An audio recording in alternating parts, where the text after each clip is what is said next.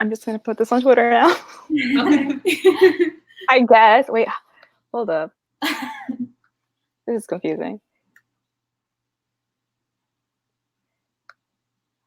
I wish Google Hangouts is still thing. If we're actually live on YouTube right now, that's fun.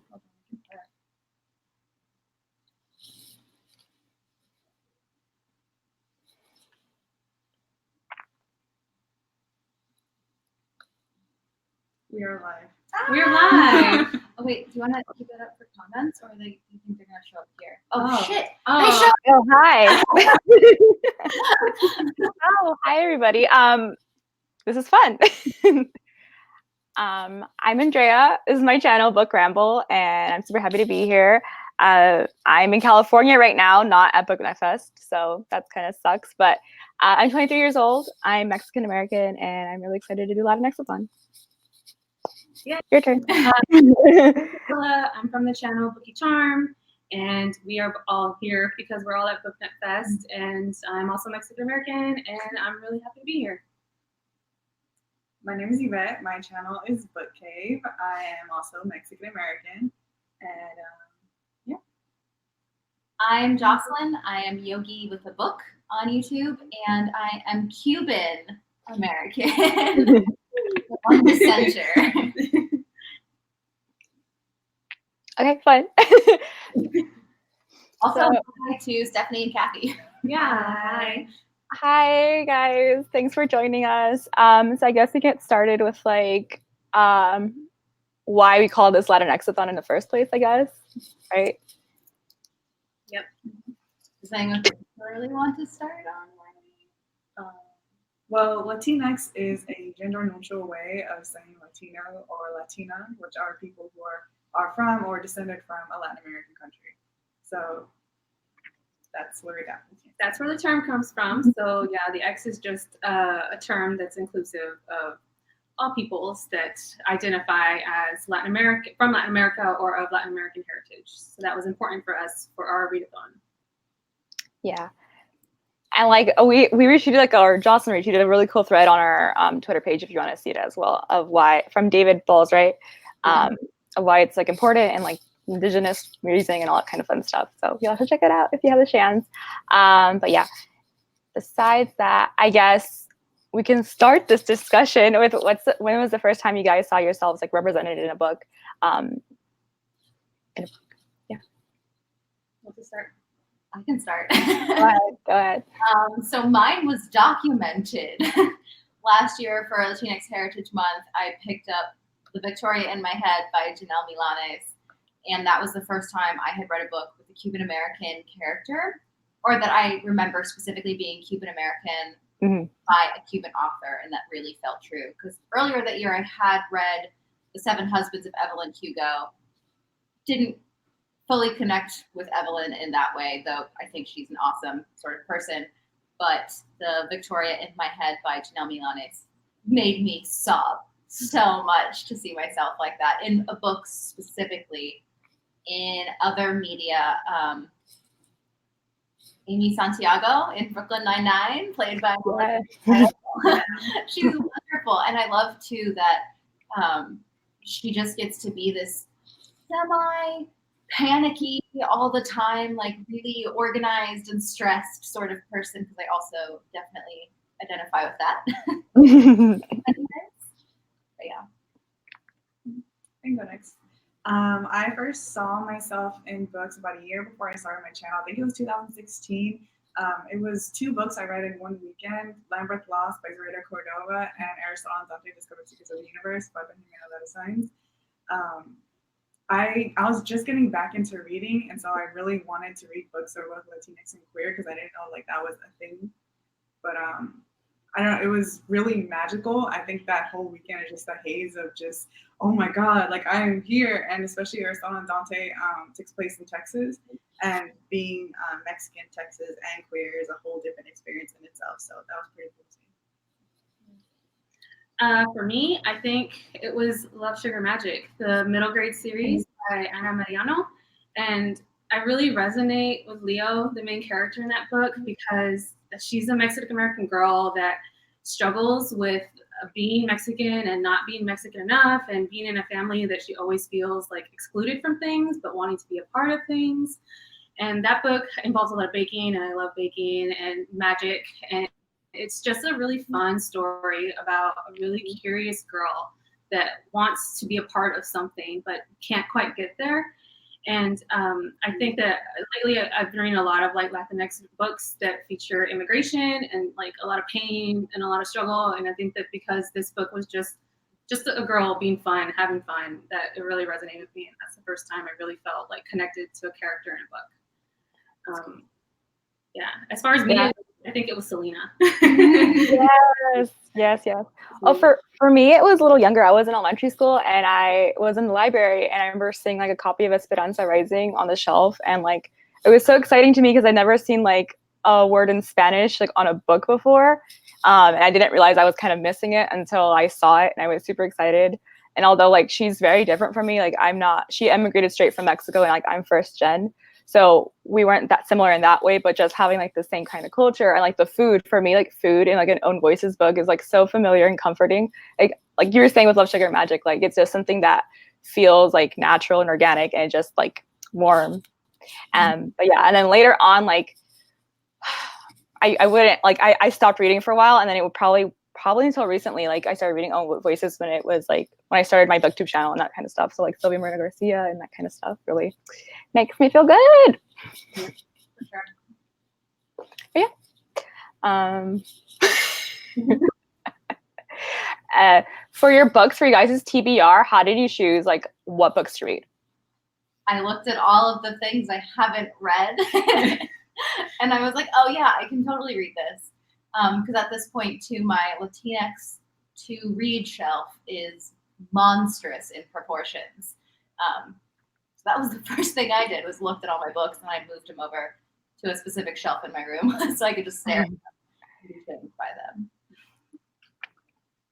I went to my Libby app and I just saw what was available and what can I get in time for the readathon mostly. And I also did a lot of repeat authors. I know I'm like rereading 3 authors that I read in last year's Latinxathon. So that's my I really wanted to read more Anna Marie McLemore, so I'm like made it a point. Like, this is Latinxathon, I need to read something by her again because I'm still fairly new to her work, and it's magical realism. It's just spelt right. And then look to my shelves and stuff that I need to read too. That's been sitting there for a while that should be read by now. Yeah, for me, I like did a deep dive on Google. Like I was reading author interviews, and like I was like they would talk about certain authors, and I had to Google those authors, and I go Wikipedia articles. Like I went deep, which is I'm really happy with my TBR this year. But yeah, did you guys have any difficulties like in any of the prompts? I know we chose them, but do you have any like difficulties finding things to fit into each category? Yeah, the one that I specifically sort of, I guess, went out of my way to fulfill is A Properly Unhaunted Place by William Alexander, which I'm very, very excited to read. It's a middle grade, and it has ghosts in it, and that's about all I want to know going in.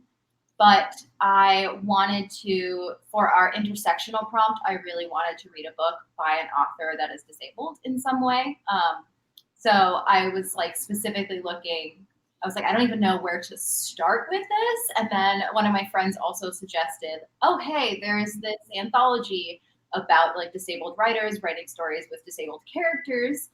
And a couple of them are Latinx. So like I sort of went onto their Goodreads and I found my favorite of the bunch of the books that I wanted to read. So that's how I got there to that one.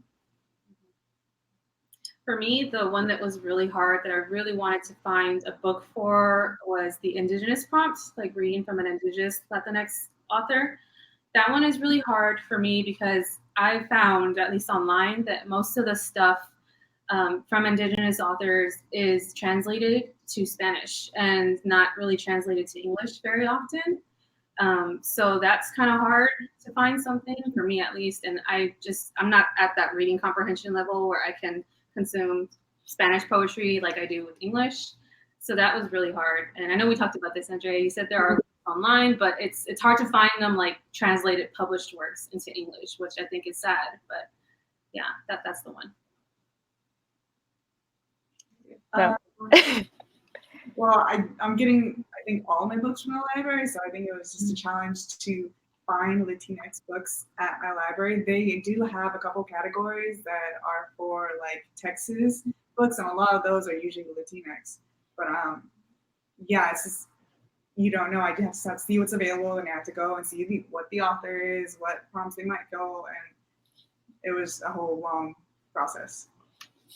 Yeah, I had similar problems, I guess, with Priscilla said, like finding an Indigenous author, and I really wanted to find one, which is why I added it in, but it's not actually a collected, like, published set of works. It's like internet poems that have been translated into English, which sucks. I wish there was like pre-Columbian like works published that we could all read and enjoy, you know. I think it's such an important part of, like, I don't know, Mesoamerican history, and we don't really know about them. I didn't know about this like poet king or these Indigenous writers until like I started Googling it for this readathon. So like, I wish that was more like seen in the media or publishing world, that kind of stuff.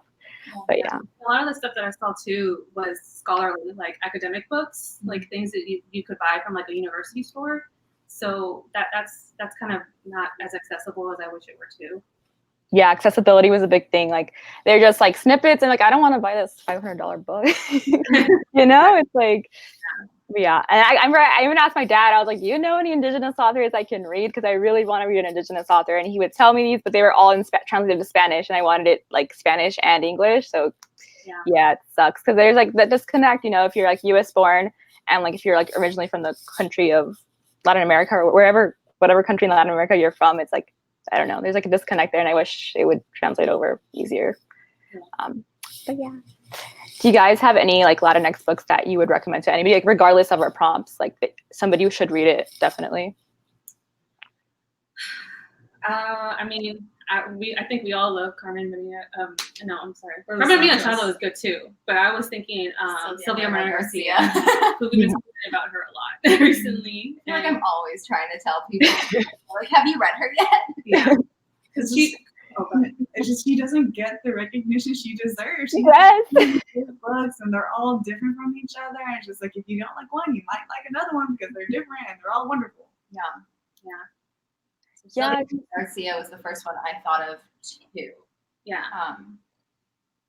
Honestly, same, because like you guys said, she's so like underrepresented. Like I don't see enough hype about her anywhere. I see her tweets, like retweet that stuff, but like nothing, man. It sucks. I think Gods of Jade and Shadow has been the biggest release so far. So I'm like crossing my fingers that people are finally like going to be reading. When her. I saw it got picked for Book of the Month, I was like so excited. Yeah. Well, and this one's out from Penguin, so it's like a bigger publisher as well picked her up, which is exciting. Yeah. Her range in writing is just amazing. There's a book, I think, for almost anyone that loves like fantasy. Like there's a book for you written by her, or she's working on something. Like that vampire book they're trying to get coming. Yeah, the horror. Yeah, the horror that they Ice did. and Salt. House of Ice. No. Yeah, House of Ice and Salt. Maybe Something like that. Rhoda? But anyway, she's great. Yeah, everyone should read something by her. She's so good at like you said, incorporating like the traditional like folk quality of like Indigenous stories like into the fantasy. It's like, love. Anyway, I want to talk about something a little bit different. I know we talked about media, so like when you're watching like Latinx media, what are some of your faves?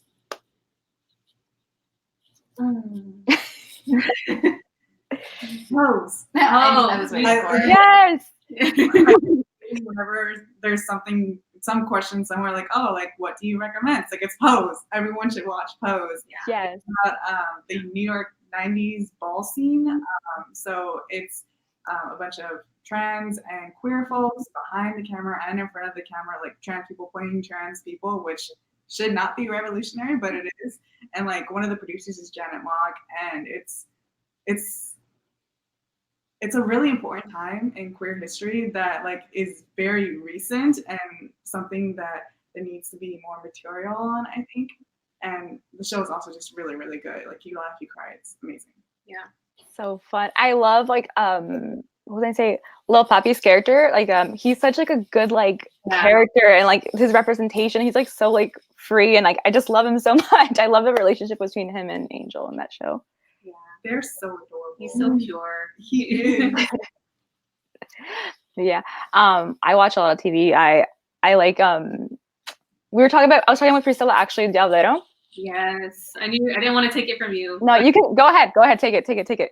Oh man, don't put me on the spot. So it's a show from Mexico City. It's like a Netflix original from Mexico City, and it's about a diablero that he's a demon hunter. So he exercises and he goes chasing demons and things, and it's just like a really good demon hunter, and it's in Spanish. And I know we talked about this, but what I really liked about it was how language is used in that show, because he's of indigenous descent, and he uses an indigenous language as a protective spell. And I think that for most shows like that, where there's demons and like exorcisms, all of that stuff is in Latin. And I really liked how they used and incorporated that language in to protect and to save, and how like Latin is kind of associated as like an evil, and you don't see that like ever. And when I noticed that, I couldn't like turn that off, and I was like, oh my God, that is so special, and that is so cool for them to incorporate in a show like that on a platform like Netflix too, which is amazing. And it's the season 2 is coming, right? I mean, yeah. Yeah. I think if you like Trail of Lightning or Gods of June Shadow or anything like around that same kind of fantastical like world, you'll definitely enjoy this show as well. It's very similar. I think you would love it. But yeah, for me, I just watched this movie. I don't know if you guys have seen it. It's called I Dream in Another Language. But it is Mexican. It's a Mexican movie, but it's about these two indigenous men who are the last speakers of their language, and they have like this giant beef with each other, and they'd rather let the language die than speak it with each other again. And it turns out like they were actually like lovers when they were younger, and it goes into that. Have you guys seen it? Yeah. Yeah. I really liked it. I just saw it like 2 days ago. But what show is this? Diablero, right? Yeah, Diablero. Yep. Diablero on Netflix. It's really good.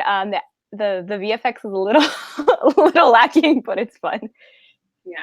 No, I mean the graphics are endearing, but it's really, really good. Name of the first Latinx author, Sylvia Moreno Garcia. Oh yeah, it's Sylvia with an I too. It's not S-Y, it's S-I. Her Twitter is at Sylvia MG, I think, right? Oh yeah, it might be. Mm-hmm. And you should check her out. She has like a little duck as her Abby if you want to look for her. But yeah. So what was I gonna do with this? What kind of like, I know we're talking about like TBRs and recommended, but have you guys read any arcs that you're super excited that are our own voices in Latinx that you can't wait for other people to read? Saints by Daniel Jose Older was so damn good, and it doesn't come out till November, so I couldn't recommend it for anything, or can't really recommend it even right now for people to like go and pick up. It's one of the November 5th releases, of which there's like, I don't know, there's so many big things coming out that day. But The Book of Lost Saints is by Daniel Jose Older, who is a Cuban American writer.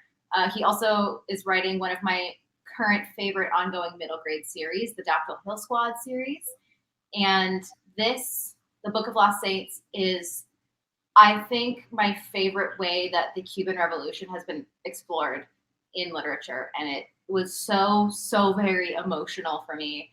And it was just so beautiful and so wonderful. And I also really enjoy him as an author. I like hearing him speak, and I've liked all of his stuff to different degrees, but The Book of Lost Saints like really meant a lot. And I cannot wait till November 5th when I can actually like push it into people's hands a little bit. Yeah. I don't really get any arcs, but there is a book I'm excited to read, or I heard it was coming out. I think it's called Running. And it's about the president's daughter. She is Latinx, and like that's kind of all I know about it. But also, like, I'm really, really super excited. So that's one that I'm looking forward to coming out. You're welcome, Stephanie and T-Hags. Yeah, I don't really read arcs either, and right now I'm reading Gods of Jade and Shadow, and that's kind of all I'm thinking about right now. So I know we've already been talking about Sylvia Moreno Garcia, but it's really good. She does folklore so well in there, and I just want more people to read her. that ending of Gods of Jade and Shadow, though. For real. I've been reading Diamond City, the arc for that. I enjoy it so far. It's like about an assassin girl, and she's like in a fantasy world, and it's like Latinx. It's like in the same thing as that happens in We Set the Dark on Fire, in the sense that it's like a Latinx world, but not specific to like a specific region, I think. But yeah, I barely started, but I'm really excited for it. And I have Reverie by Ryan La Sala on my TBR too. I'm hoping to pick that one up probably in October, but probably still for Latinx Heritage Month. I'm really looking forward to it. He has like one of the best Twitters. He's like, so he's extra. Funny. He's so funny. Yes. I saw him at BookCon too. He had a jean jacket with his cover on the back. That's amazing. Gods of the Jade and Shadows. Yep, it is fab. Where was I gonna go with this? What outside of our readathon, I know we kind of touched on it right now, but like, what are some Latinx reads that you really want to get to that don't fulfill necessarily any of our prompts? I mean, I cheated and added some to my TBR anyway. Go ahead. Yeah. That's the way I am. So like even in my video, one of the bigger ones is the Book of Lost. No, just kidding. The Lost Things. All these Cuban authors. Okay. The Library of Lost Things by Laura Taylor Namey, who's another Cuban author. This is her debut, I believe, and it's a YA. And it's about a book reader for sure, contemporary. She just seems really interesting. And I know her second book is something about like the Cuban girl's guide to something in sweaters. And like she's abroad in England and like makes it really cute. I don't know. It sounds adorable. Apparently she's big into, I think, romance in her YA contemporaries, and I'm very excited to pick that one up for sure. I have an arc I need to read of it. Yay. I have a couple of like things on my Kindle that I've been meaning to get to by Latinx authors. I have a little bit of like some sci-fi in there that I've been meaning to get to, and Carlos Hernandez has an anthology of short stories. And he wrote Sal and Gabby Break the Universe too. That was his first middle grade. He writes adult sci-fi as well. And I've been meaning to get to that. So if I have time, probably not during Latinxathon, but definitely during Latinx Heritage Month, I want to read that. The Assimilated Cuban's Guide to Quantum Santeria. Yes. Yeah, I know. I can picture the cover, but I didn't remember that long ass title. Yeah. There's something on the internet called Story Bundle, where they send out like, it's like once a month or something like that, where it's you pay like $10 and you get like 15 or ish books that all fit in that category. So there was like an Afrofuturism one, there's a Latinx one, there was a queer one, there was a time travel one, just different subjects. And that book came with that. That was in that bundle. Yeah. Cool. I want to read Cuba on the Verge, 12 Writers on Continuity and Change in Havana and Across the Country. And it's by Leila Guerrero. And I think it's like an anthology, and it's just 12 different writers talking about Cuba, and talks about what does it say? Politics and art, music, and baseball. I'm reading from the Goodreads, but yeah. Because I really want to like read from different countries. Like I'm actively trying to find from my goal is to find one from each like Latin American country to read during Latinx Heritage Month. I don't know if I'm actually going to succeed with it, but I really want to like at least try. It's hard though. Some like the smaller countries, like it's really hard finding the authors. It's been really difficult. Yeah, when I recently got an arc too of Woven in Moonlight by Isabel Ibanez. And I think she's the first author that I realized was Bolivian. Like I was, after I was like, oh yeah, she's a Bolivian author. I was like, what other Bolivian authors have I read from any? I don't know if I have. Yeah, but I'm excited for that book too. That doesn't come out till next year. That cover is really pretty too for Woven in Moonlight. She designed it herself. It's like so much talent there. Yeah. But yeah, or sometimes you'll find like a good book from a smaller country, but it's not translated. So you're like, oh damn. That's true. That's a big problem. Today, also, we're talking about Stubborn Archivist, which is a Brazilian English author. So she's not even American. But that also sounds very interesting. Yeah. Should we talk about the Gravekeeper? I have it back here, but she's another one. Oh, sorry, I didn't hear you. Anyways, but as is actually jumping off what you said about like wanting to read more, because I'm really glad we included that in the readathon, because that really challenged me to find more books. Because especially I have a ton of Mexican books that I was gonna put on my TBR. Then I was like, oh wait, like only one. So that was the one I was going to read, but I chose Animal Mexico instead. Was a Massacre in Mexico by Annabelle Hernandez, and it's about when the 43 Mexican students disappeared. So that was one. That one sounds really good. Mm-hmm. I like the one Jocelyn talked about the Chinese immigrants in Mexico. Was it? What was it called again? Sorry. House of the Pain of Others. Yeah, I think that sounded really interesting, especially since when we're talking like with diversity within Latin America. Sorry. Yeah, I have a Podam ring cut out right here, and yeah, talking about Latinx people in Star Wars.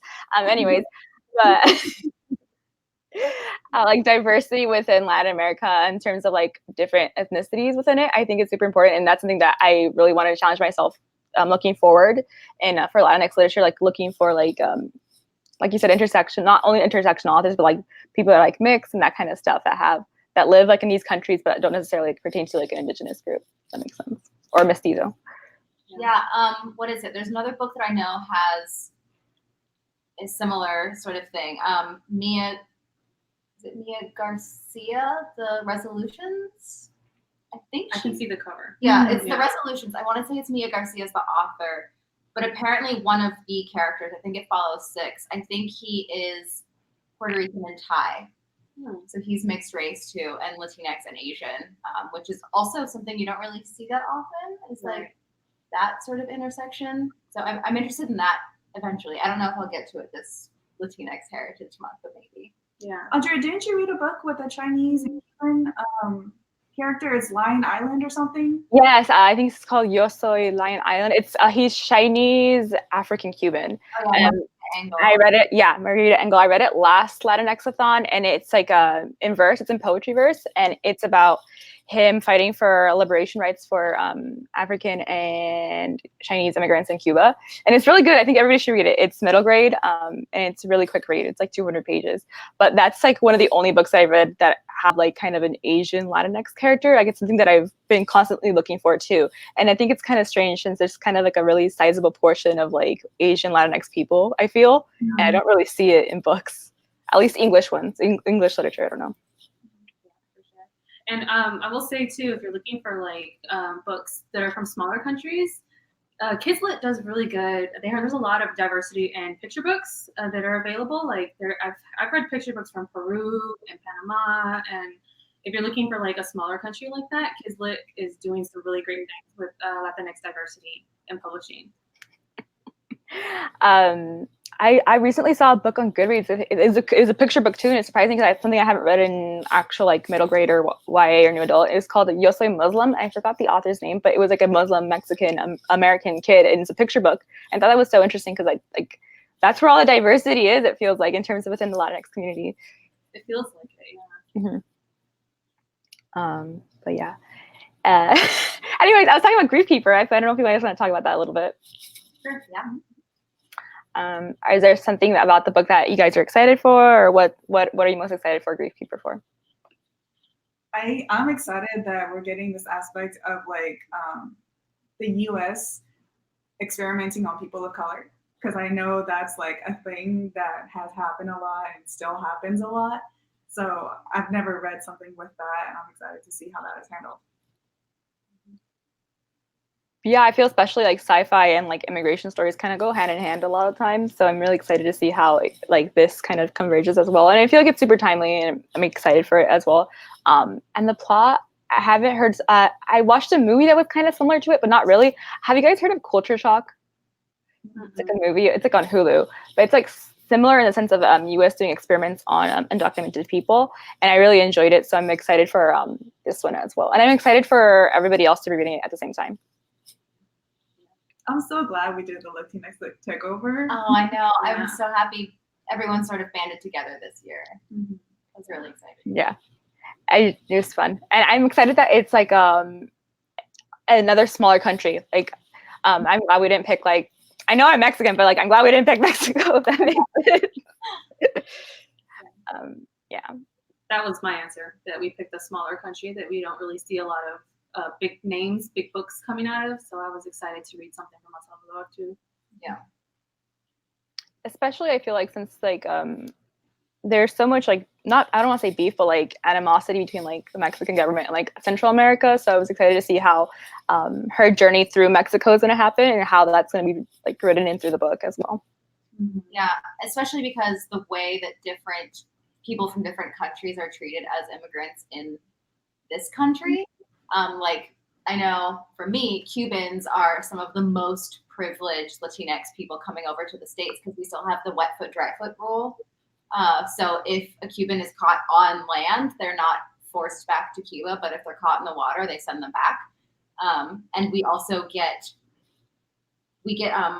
green cards and like actual citizenship cards way easier than a lot of other Latinx people do. It's something that we don't talk about that often. I actually read something that says that like not all of them, but a lot of the politicians that are Latinx are Cuban. So like that's another aspect of like power. And you know how many of them are Republican? Like my people. Oh. There's like a certain disconnect I feel between like the different, like you said, nationalities, I guess you can say. Yay, sunscreen. But I think I want to hop off of that, like, I guess talking about everybody's kind of different, like, way, like Latinx, how they grew up in their, like, how do they grow up Latinx, if that makes sense. Does that make sense? Where do we fall in the diaspora? There you go. That's the right phrasing. I can speak for both of us. I'll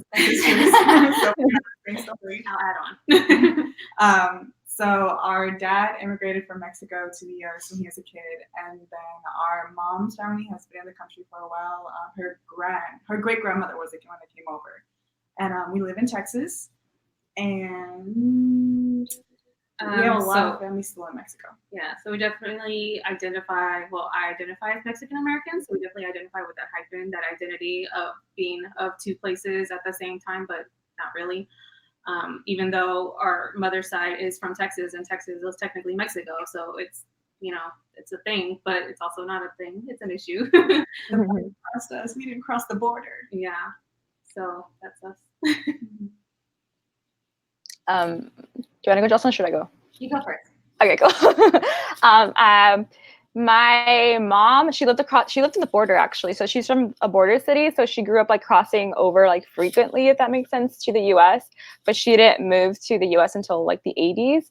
And my dad, he was part of a migrant worker family in the sense that him and his parents would come like during the season to the California and pick in the farms and then go back to Mexico. So it was like kind of a back and forth thing, but he permanently moved like in the 80s and 90s.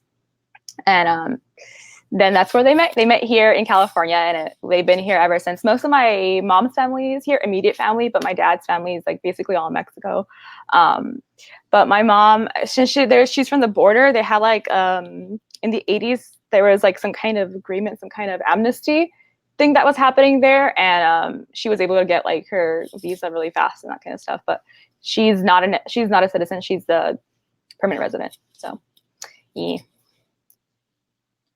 So for me, my grandpa left Cuba with his siblings and his parents, like that part of his family all left somewhere in the 50s. I actually did find the exact date at some point. Like there was some sort of paper trail that I found at one point on the internet, which was really exciting actually. Really cool. But they came over from Cuba and they didn't go straight to Miami. They went through New York and settled in Connecticut, which I always thought was a really random place, but that's what happened. And my grandpa met my grandmother, who is a white Italian American. If I didn't say she was Italian, like she would be so bad. She's American. But those two met and got married, and the rest of my grandpa's father eventually went down to Miami. So a lot of my Cuban family is there, but my family has never lived there. And while my grandpa's siblings all married people who were Latinx, I think most of them were also Cuban. My grandma, again, was white, and she was very adamant about not learning Spanish. My grandpa was okay with that. He was very much, or is, I'm saying like they're past tense, is very much of the idea that he came to America. He bought into the assimilation idea. He's like, I'm an American now. I speak English. And didn't pass on the language to his children. So I started learning Spanish like on my own. I'm not fluent.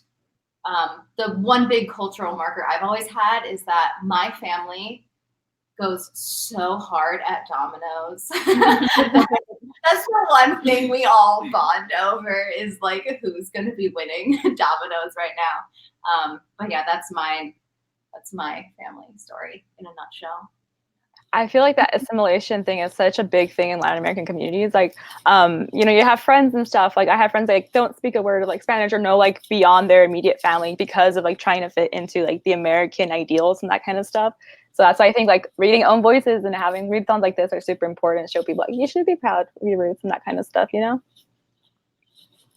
That happened with us. Well, Yeah. our parents, their thing was they wanted us to have a really good like education, and they didn't want us to put in ESL classes because they thought that would like set us back. So they only spoke English to us. They essentially wanted us to be able to have perfect English to where we weren't disadvantaged and weren't judged initially. Because our dad had a hard time with that when Yeah. he was growing up in the U.S. Yeah, coming to school here from Mexico for him was really hard. So There that wasn't ESL back then. They just threw him into a class. yeah, so that assimilation thing I think was ingrained in him so much that he passed it on to us. So intergenerational trauma. And I There you remember go. our grandmother, she told me about in our high school, if they caught them speaking Spanish, they make them wear a sign and they couldn't speak for the rest of the day. Oh my God.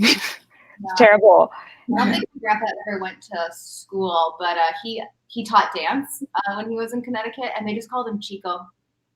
Just Like, they didn't even want to learn. His name's Luis. Like it's not hard.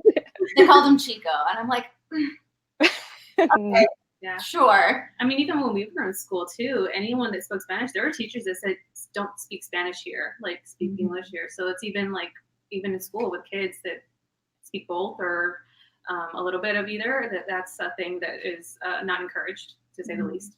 Yeah, I remember when I was in elementary school, they put me in ESL for like a year, which made no sense. I spoke perfect English and they just put me in there. I'm like, why am I here in the first place? Like I'm learning these basic things, but like they see the last name and they just put you in there. We're getting some questions too. Cool. Says, Fear of having an accent. Yep. Yeah. yeah. Treated differently. Absolutely. You're treated so differently if you have an accent. Yeah. I feel especially like I remember would have friends would have these very like very very Caucasian sounding names, and like I'd ask them, like I was a kid, I asked them why, and they said basically because their parents like wanted them to be as like white as possible, you know, even if that was just like their first name, at least somebody would know that or like assume that they were like lighter or had been here for years, so they wouldn't like have to go through like that kind of stuff. But yeah. I remember in Modern Family, Sofia Vergara's, there's an episode where they're making fun of her accent a lot. And she gets really, really mad. And then she says, do you know how smart I am in Spanish? And I think that's like very applicable. I never forgot that. It's like, yeah. That There's so and, like it made me feel so like, oh God. And then they never talked about it again. Like I said, know. she only speaks now. Let's not talk about that. We covered that in one episode, but that's a big part of who she is. Like, Yeah. We have a lot of Latinx people who they are. Like, it's not just a one thing, a one-off, like one episode kind of thing. Yeah. Maybe like my mom, she's not fluent in English at all. So like I immediately thought of her and I was like, oh no. Cause like when I was a kid, I always had to be the translator for my mom, like at the supermarket, at the store, you know, at parent teacher conferences. So like that scene really got to me. It sucks it wasn't ever touched on again. Mm-hmm.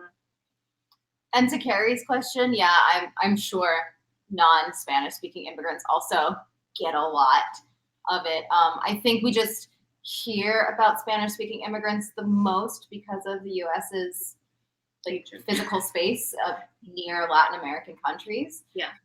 But like any brown person who doesn't like quote unquote like look Muslim, like if you're wearing like a turban or something, you get treated one specific way. But like if you're brown, people just sort of assume you speak Spanish, like on a full generalization of like white America.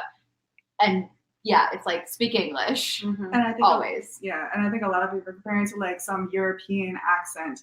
I think there's when you're brown, you're expected to work in certain professions and you're treated differently. So if you have a Spanish accent, like I think you're automatically not treated well if you were like had a European accent with like light skin.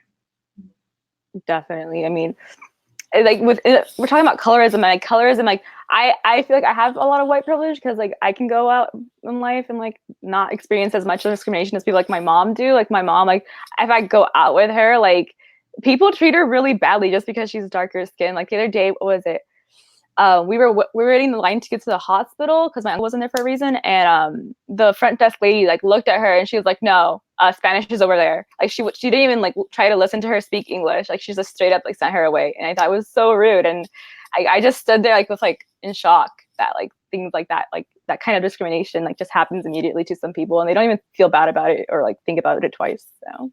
Yeah, I know our mom works in a richer part of town, so when she goes out to lunch, like she'll notice her and a coworker who's also Latinx, they get like terrible service compared to everyone around them. They have to like track down a waiter to try to get whatever. And that's like something she's had like multiple times happen to her. Yeah. I think even within Latinx communities, there's a lot of that colorism too that I definitely benefit from. And I know that I was treated a certain way compared to like cousins of mine that were darker than me. And I was always like the shiny, let's show off the one, the pretty one, the whatever one, the one that always benefits from that praise that is just given to me just because I do benefit from colorism. So that's definitely a thing within the community too. Absolutely. Yeah, and I'm white and Latina, which I try and also be very specific about. I am white, so I obviously definitely have some white privilege there, and I think. Again, going back to my people in Miami, I think a lot of times we forget how dark Cubans are and how large of a population Cuba has of Afro-Latinx people, because Cuba was one of the bigger stops for the slave trade. So Cuba has especially like on the island now, Cuba has a very, very large Afro population. And it became even more prominent after the revolution because a lot of the people who were able to flee Cuba at the time were lighter skin and had more money. It's just a reality, a racial reality.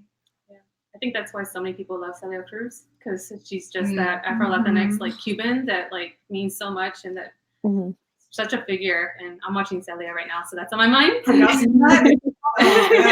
It's so good. Yeah, there's Afro-Latinx characters that play, and it's like a whole community. Like I don't know why that's such a thing that isn't more mainstream, but I'm really glad they're doing that in that novella. Should we answer some questions? Yeah, what we got? We got Adriana says, "What makes you feel most proud of your heritage?"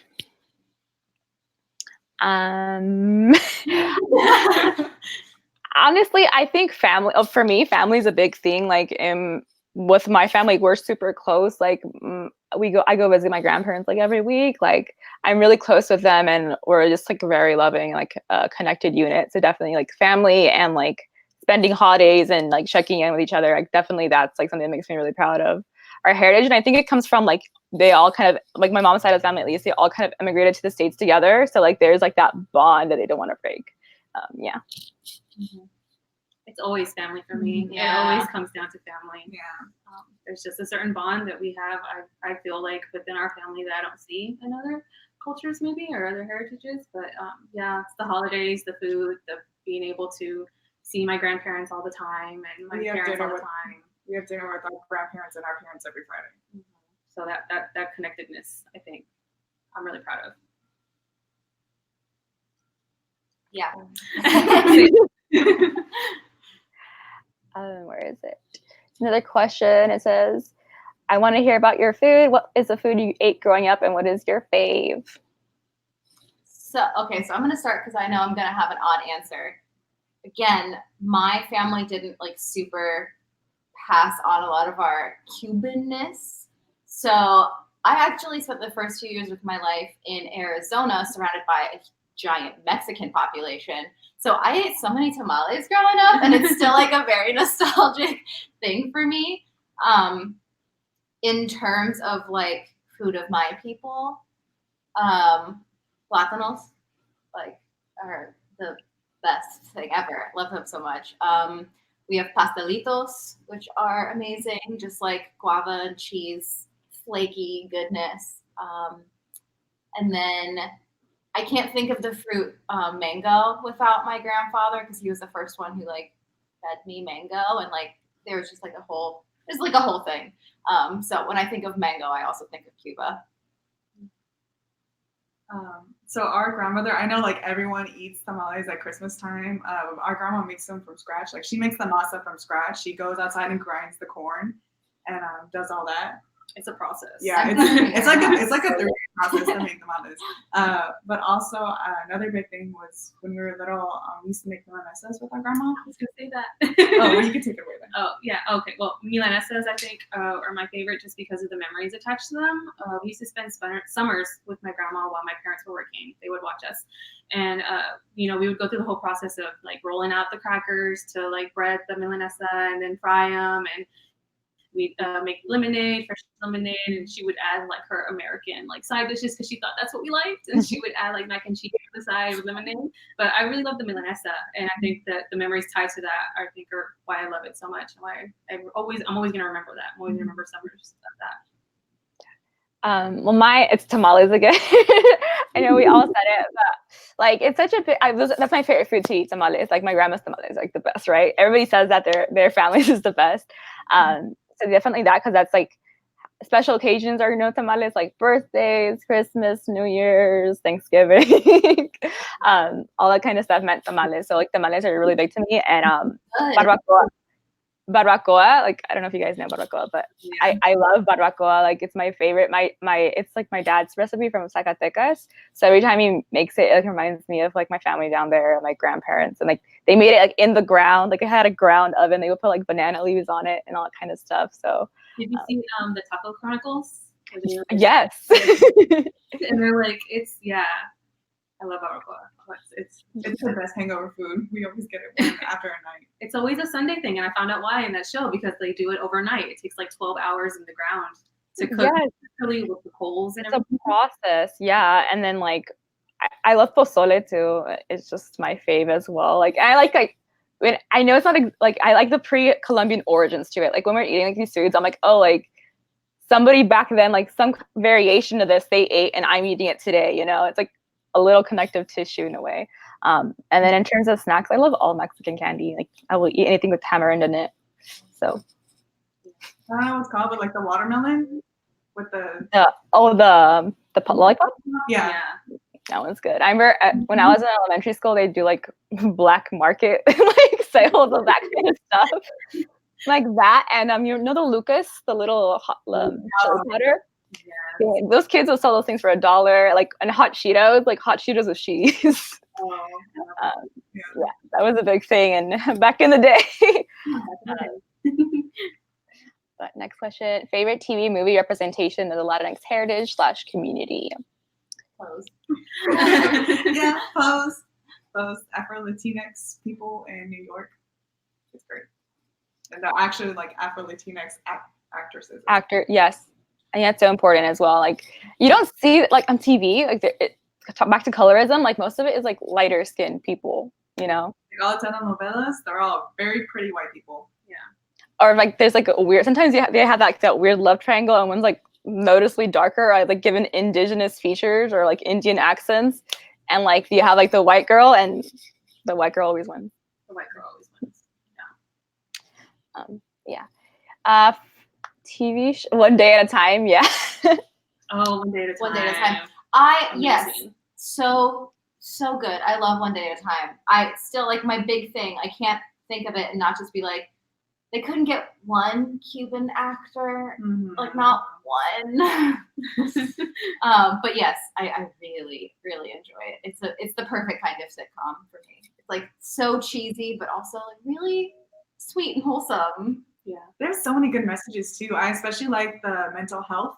Yes. I think they did with the mom, the PTSD. Yes. And I think the gun, and it was because like we never talk about mental health in our community. Well, I don't want to say never because we do, but like not a lot. Yeah, well, that one also hits home for me in a different way too, because my father is in the Army. PTSD is like a real rampant thing in the military that the military also like does not talk about. So yeah, I really love the way they explore Penny's coming back from the military and having to deal with all of that. Yeah. There's this TV show on Netflix called Club de Cuervos. I don't know if you guys have heard of it. It's like it's Mexican soccer basically. It's about it goes into that kind of like entire culture, I guess you could. Oh, they left. Club de Cuervos, yeah. It goes kind of into that Mexican like soccer culture, and it's about like these two soccer club owners. Their dad just died, and it's just comedy. But I like that, and I also watched this movie. I don't know if you heard it, called Pelo Malo. It's Venezuelan. It's on Canopy. If anybody has Canopy, definitely check this movie out. It's about gender identity and sexuality. It's Afro-Latinx. It's about this little 7-year-old, I think he is, and he's curly Afro hair, and his mom like kind of hates him, and he like likes feminine things. He likes dressing up, you know, with his girlfriends and all that kind of stuff, and like his mom like really like starts to resent him for it. And I thought it was a really good like kind of queer coming of age story, if that makes sense. So definitely check that one out. I like Roma too, you know. And Coco. I like Coco. Oh, always Coco. Coco. Yeah. I've seen it twice and it made me sob both times. I was like, I know it's coming. Why? I watched a show called 3%. Have anyone seen? I've heard it's like Brazilian, right?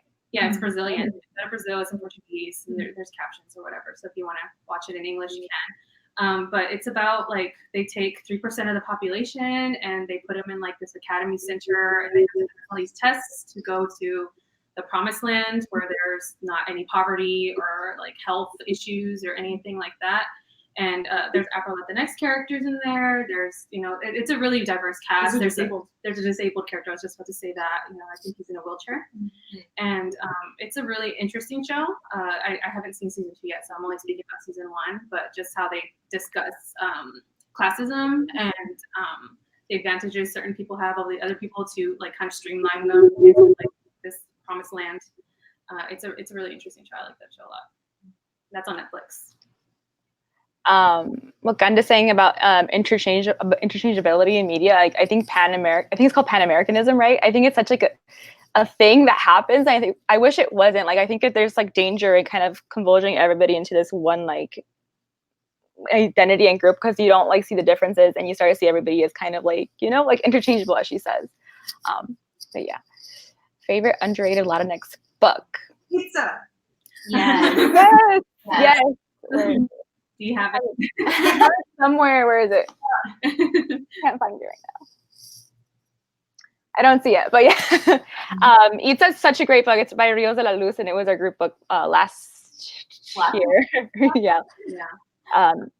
And you should follow her on Twitter. Her Twitter is like Rios de la Luz too, I think, right? I think so. Yeah. She's not that active on it though. She's not. But it's such a great, like, I love the prose in Itza. Like, it's so, like, it flows in such a nice manner. Yeah. Janelle Milanes, I've talked about her before, but her books, I feel like people don't hear that much about them. And I know earlier this year when I was looking for a video of books that have, like, very few reviews, one of them was Love, Sugar, Magic by Ana Mediano, which... when that book is just so wonderful. The whole series is just so good. I love that series so much. Yeah. There's probably others. Yeah. I'm blinking right now. I'm not gonna go on Goodreads. I think I had one and I just lost it, so that's fun. Oh, I was gonna say back to like accessibility. Jessel, I feel like a lot of classic like magical realism Latinx literature isn't talked about a lot, at least on BookTube. I feel, or English speaking BookTube. I wish it kind of was, because like I think there's a lot of great books up there. Like I read Pedro Páramo last year. It's like the first magical realism book published, and he's kind of the father of the genre. So I think like books like that should be read more, at least to understand like the genre a little bit better. Kingdom of This World is also considered like one of the first magical. L'Oreal Maravilloso, because like that was Alejo Carpentier's whole thing. Yeah. And what you were saying just now there, in terms of like accessibility and people talking about Latinx books on BookTube, I think also whenever people have read books with Latinx characters, they won't mention that when they speak about it. So there's that issue too that I can't. It really bothers me. Like I wish people would speak about the representation in their books, especially if you're recommending like an arc or something, so people know about that. Yeah, it wasn't until the 8th person had talked about red, white, and royal blue that I heard that Alex was Mexican American. Yeah. And I was like, wait, what is this news? And like Adriana from Perpetual Pages is the first person I've heard that The Honeymooners by Christina Lauren also has a Latinx lead. Same. And I've seen that book. So many So people have much. read that book. That's such a big book. No one and- mentions it. Yeah. Duke by Default too. No, not Duke by Default. Which one? The Sword Bay book, Alyssa Cole's. It's one of the books. The love interest is half Argentinian and half white, I think. And like when I read that, I was like, holy shit! Like I haven't seen anyone mention this. Same thing with Daisy Jones in the Six. I think one of the characters is supposed to be Latinx too.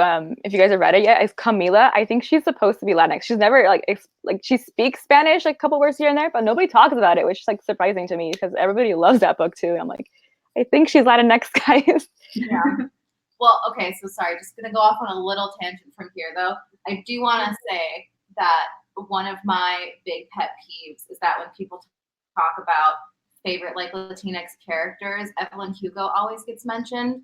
I think she's a great character, but I do have beef with the fact that a white author gets put first before any Latinx authors when you're talking about like Actually. Latinx representation. So true. Mm-hmm. I have another problem with that book too. But the twist at the end, I really have a problem with. I don't know how much I can do. It's spoilery, but I don't want to hold that book up as the Latinx character that we should all be reading because there's some stuff in that book I don't like. I mean, I really enjoyed it, but it's just like, why this one all the time? Yeah. There's other books. Yeah, I feel like we should be putting like own voices books first before like a white author. I don't know, personally. I agree. Yeah. Oh, the Girl at Midnight series by Melissa Gray is underrated, I think. That's a good one. I still have to read the last book, but It's so much fun. I like the last book best. really? And it's a YA trilogy, and I don't always like love the endings, but she goes there, and I was like, okay, yeah, I do enjoy this ending. The queer couple in that book is adorable. They're so cute. Yeah. Yeah. Okay, some underrated titles I just thought of for historical fiction. And Adriana, you're the reason why I read these. I see you in the chat. The Gods of Tango is really good. That has a trans character, and it's a historical fiction taking place in Argentina. That book is super underrated, and it's so good. I also really love The Air You Breathe by Francis de Pontes Pebles, and that's a Brazilian historical fiction, and that's inspired by a Brazilian singer, Miranda, and a Costa Rican ranchero singer that moved to Mexico. So those are really good books. Another one is Desert Blood, The Juarez Murders by Alicia Gaspar de Alba. It's the main character is a queer Mexican American woman, and she goes back to El Paso because her and her wife are going to get a baby from Mexico, kind of like illegally. But it's all about the violence against women on the border and like all the terrible things that happen to them. And it gets pretty graphic and pretty heavy, but I think it's a book that's worth reading about. Yeah, femicide at the border is like an ongoing issue that happens, and that book really captures that. And it's not nonfiction; it's a fictionalized version of like real events that are happening, and they're still unsolved. Like hundreds of girls from both the U.S. side, from Texas and Mexico, that just go missing and brutally murdered. And no one cares. Yeah. Like, absolutely no one cares. Yeah. Yeah, I feel like go ahead. No, you go on. I'm gonna move somewhere else. You go. Okay, cool. Now just going off of that, I feel like that whole Juarez issue, like it's not something that's really heard of outside of the Latinx community. Like I'll see it like on like Univision or something, but I won't see it like on NBC or CBS and that kind of stuff. And it's such a big problem, you know, and it's literally right across the border. And yeah, but the books I was gonna mention was just like the Lil Libros imprint. We're back to picture books. So like they're like those little, they sell them at Target, I think, and they have like not Llorona, they have Loteria ones, they have like Selena ones, they have Celia Cruz, and it's just like tiny little picture books. And I just like the reasoning why they started it, and I think it was because the creators of that imprint didn't see like enough Latinx picture books in stores and media, so she decided to start her own, and she's like a radio host on Ryan Seacrest. And I don't know, I think that's kind of underrepresented in terms of like buying kids books. So actually, yes, a little bit closer to this. Another underrated recommendation I have is a graphic novel called Nightlights by Lorena Alvarez, and she also illustrates a lot of picture books. She illustrates a picture book that I recommended to you recently, the Carmen series. I forget, like, they're really adorable. She's like this really dramatic girl. Her art is really nice. I love that art. Yeah. Her art's beautiful, and Nightlights is so much about creativity. So the main character in that is also an artist and is drawing, and there's like this monster that sort of comes to haunt her, and you see her dealing with like her artistic process as a child, and it's very interesting, and it's just stunning. Yeah, beautiful artwork. Mm-hmm. And while we're on the subject of art, do you want to talk about there's an artist that does picture books with pre-Columbian style art.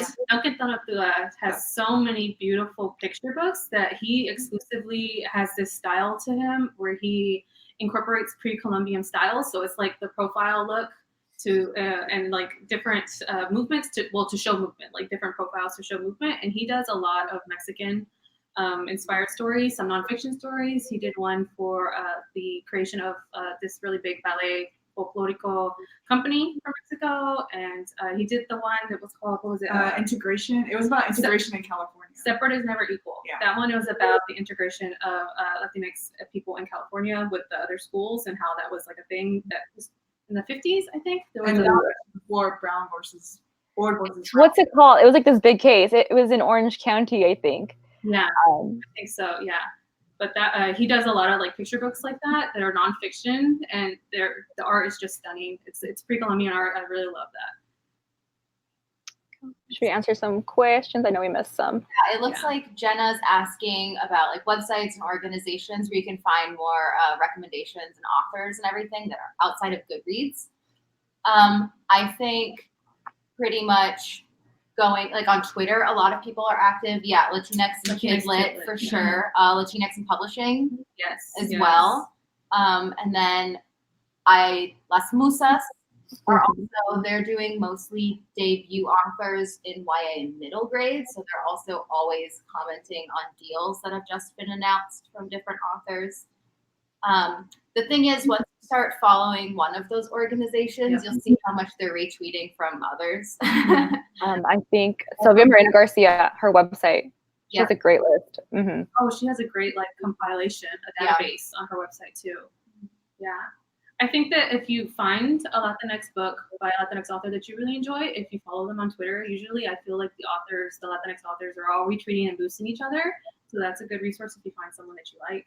And like also like content creators as well. Like I think to start reading more of something, you need to follow people who are like of that group or marginalization, and it's just gonna happen. Oh yeah, and also Latinx Book Club. Yeah.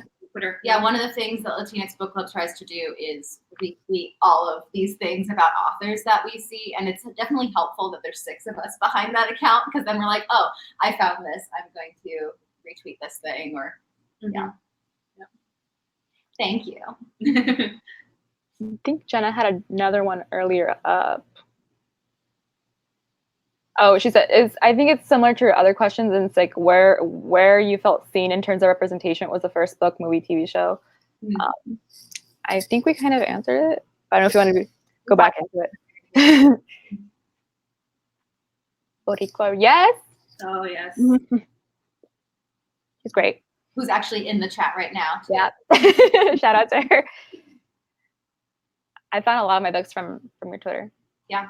Hashtag read Latinx is all her. Yes. Yes.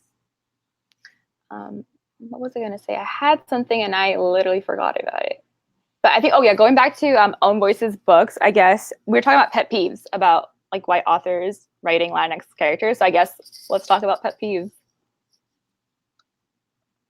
Well, I mentioned one earlier. I think I talked about this in a video very recently.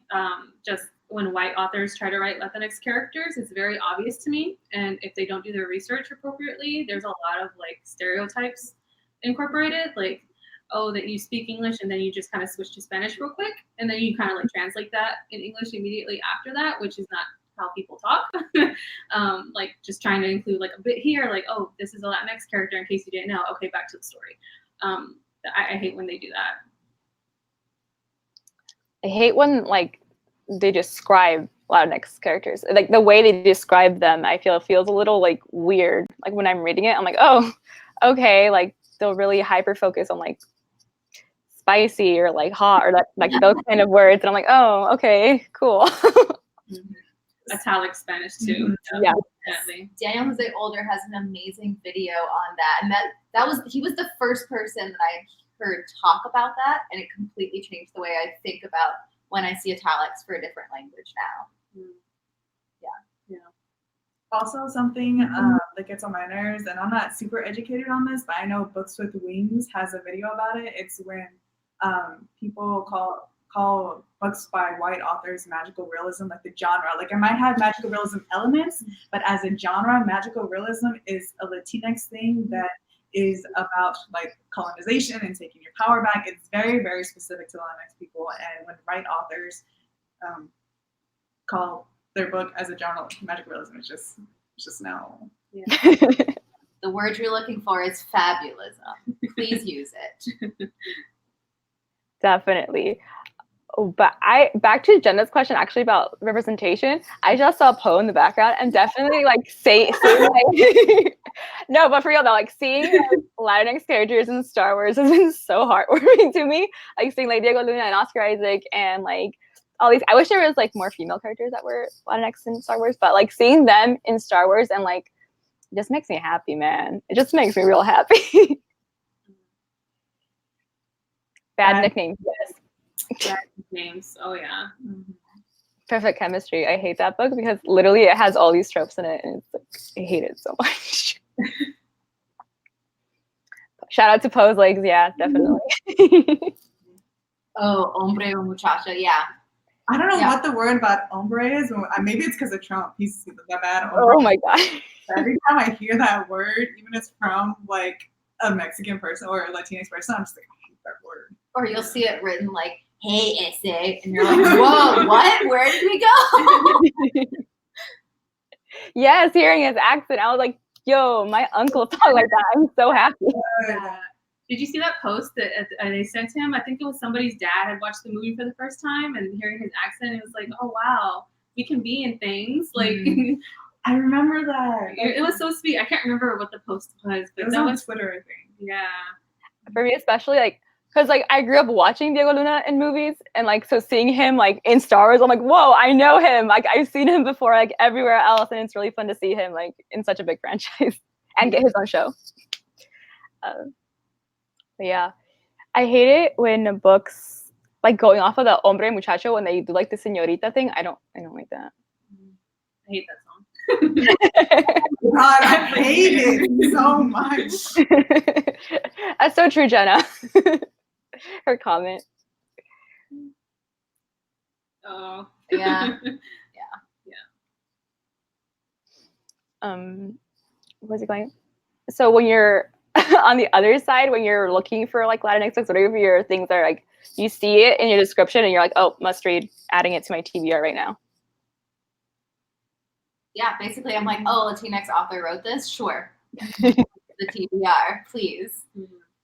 And like to your point, like we're seeing ourselves in space. I mean, we're not the only community talking about this. There are plenty other marginalized people who are also like, yeah, we want to do all the cool shit too.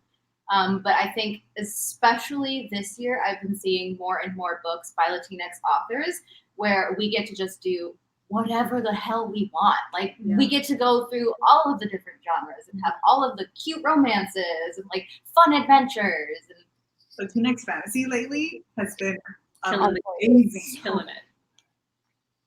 Definitely, yeah.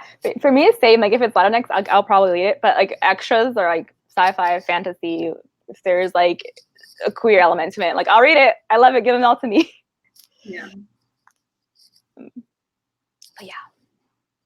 Anything else to talk? Well, we've been on here over an hour. I don't know how long we want to go. Yeah. If we want to, if there are any like last questions, we can take those.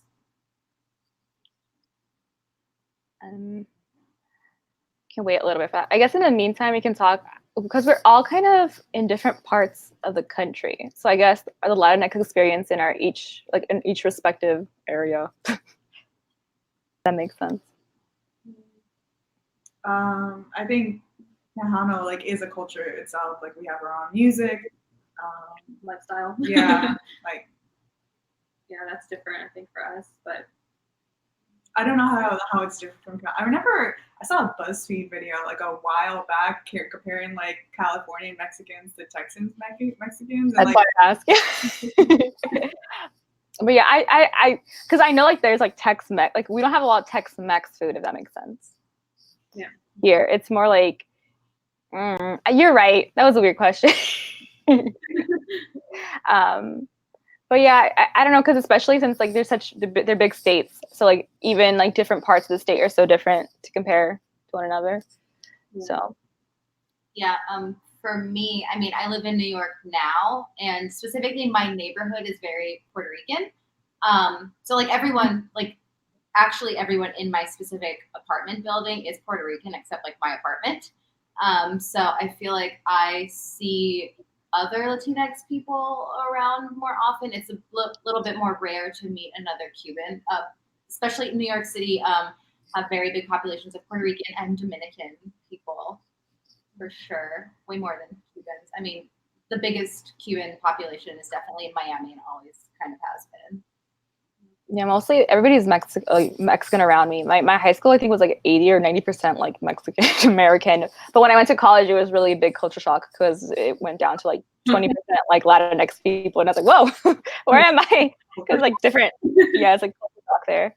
college, So yeah. I think. I think one of the like stupidest things that was a culture shock is everyone was tall. Like everyone was so tall, and I'd never seen that many people with colored eyes before. That's so true. Now that I think about it, my school was predominantly like, Asian, so it was like I was like, okay, cool. But we got some more questions. Yay. Okay, What do we got? 2020 releases that you're looking forward to. I already said Woven and Moonlight earlier. I'm really excited for that one. Sylvia Romero Garcia's 2020 release / also David Bull's translation, the Ice and Salt one that we were talking about in our gush of Sylvia Romero Garcia. Queer vampires in Mexico. It's a horror book too. Yeah. Super. I'm excited for her noir, her shark noir. Yeah, that's good. That was one. And then there's one called The Vanished Birds, I think. It's from the same imprint from Del Rey. And it's supposed to be about like it's magical realism basically as well. And it's like about this boy with like wings, and then he gets adopted by this girl, and like it's like they go on a fantastical adventure or something like that. And then basically all the other ones that I talked about too, Reverie and Diamond City. I don't have any for 2020, but the one I'm most looking forward to for the fall is Carmen Maria Machado's nonfiction book, In the Dream House. That one comes out, I think, October-ish. So that's pretty soon. I'm looking forward to that one a lot. Kia has 2 books next year that I'm looking forward to. The second we said that we Unleashed the Merciless Storm, and then Paula Santiago and the Drowning Palace, I think, which is the Rick Riordan Presents middle grade that she's doing. Isn't she also doing a book with Anna Marie Macklemore?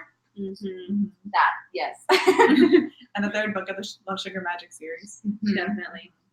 I want to read this book. I forgot what it's called. It's like a Llorona retelling, and I forgot the author's name. Does it come out this year? I think it's supposed to, but I remember like I told y'all about it, so I remember. But I forgot what it was called. But it sounded really interesting. I think the main character like falls in love with like Llorona's spirit or something like that. I forgot its name, but I really want to read that one. Also, oh my God, Ghost Squad. Yes. I've been waiting for a year already. Yeah. Really I want to read Liam Rivera's your Orpheus and Eurydice retelling. It's called Theus and Yuri. Yeah, I want to read that one. It's supposed to come out in fall 2020. Is there any question? Movie recommendations, I think. Yeah, I have a lot. Yeah. I literally before this live stream started, I was watching one called Ixcanu, Ixcano.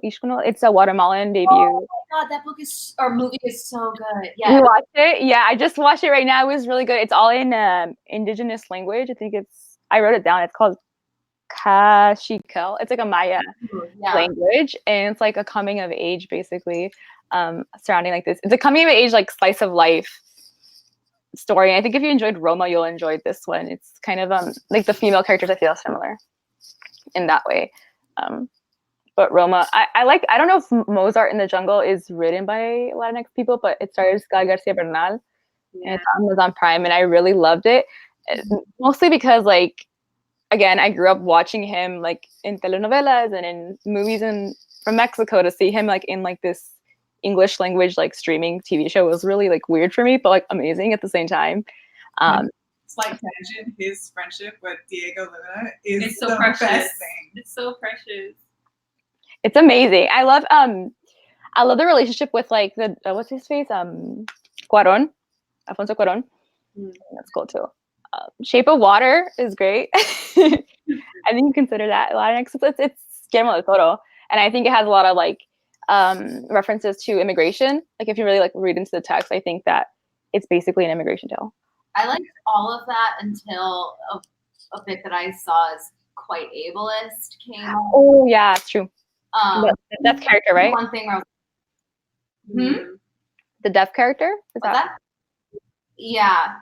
Or she's deaf and mute, and at one point she like sings for half a second, and it was I don't know. That sat wrong with me, but otherwise I enjoyed that movie too. There's one called Night Dreamer, Night Stalker. No, Sleep Dealer. Have you guys heard of it? It's like 2008. It's about this guy in the border, and he is a sleep dealer. So that means basically it's like a futuristic movie. It's like, how do I describe this? He like goes into people's dreams, and he like does drone strikes for the U.S. military.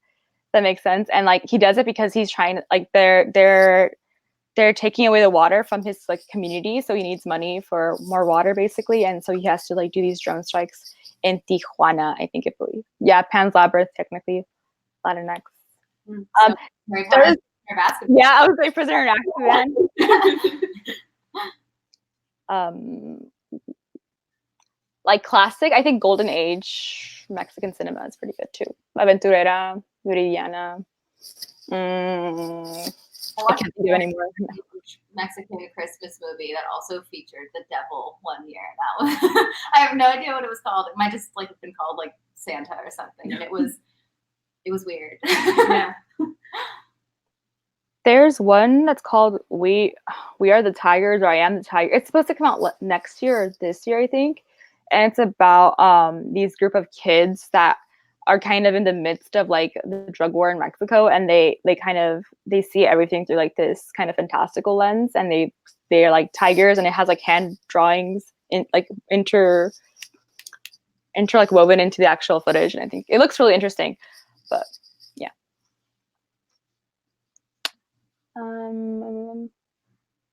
Yep. Cool. Yeah. So our readathon starts next Sunday, right? A week from today. And I'm excited. Me too. I'm super excited to get. Oh shit! I was my foot. But yeah, I'm really excited to start and read all the books and like talk about the books, because I'm excited for this one right here. I'm vlogging. Is anyone else vlogging? I will be vlogging. I haven't decided. Okay. I'm gonna be in Mexico. I'm gonna be in Quinceañera for like the first 2 days, so I'm gonna try to do that. You have to vlog then. Yeah, I'm gonna try to see if I can go to a bookstore there. I'm just gonna be across the border. I'm gonna see if I can drive vlogging my. Have you guys ever gone through like the border, like Mexico into the U.S., like by car? Not for years. It takes forever. Long time. Yeah, I think last time we were there for like 4 hours. So I want to vlog my experience of waiting in a car for 4 hours to just get back to the U.S. But yeah. Yeah. Thank you everyone who joined in the comments as well and asked questions. Appreciated. Yeah, this has been fun. Goodbye. Wait, there's Poe if you want to see his face. perfectly. He's chilling. Bye, Po. Bye. Okay. It was really fun talking to y'all, and I guess I'll see you next time. Yep. Okay. Bye. Bye.